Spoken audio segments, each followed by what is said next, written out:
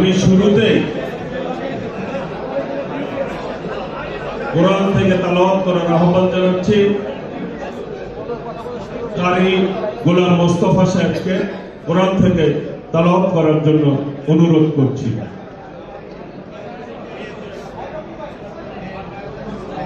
আমি মাওলানা শাহ ওয়ালিউল্লাহ খতিব সোবহানবাগ জামে মসজিদ,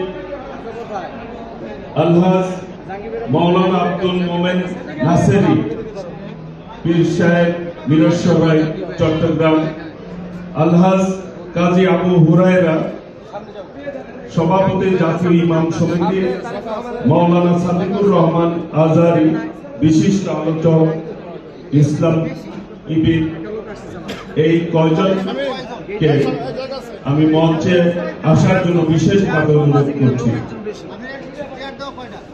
ইসলামিক চিন্তাবিদ মাওলানা মহিউদ্দিন সাহেবকে মঞ্চে আসার জন্য বিনীতভাবে অনুরোধ করছি।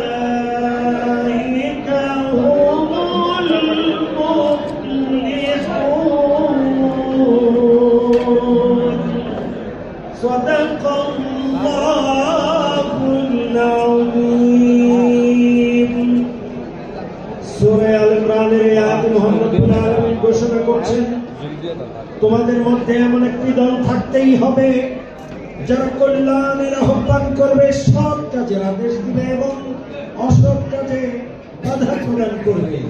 আর যারা এই কাজটি করবে তারাই হবে সফল কাম দল। বারাকাল্লাহু লানা ওয়া লাকুম ফিল কোরআনিল আযীম। ওয়াসসালামু আলাইকুম ওয়া রাহমাতুল্লাহি ওয়া বারাকাতুহু।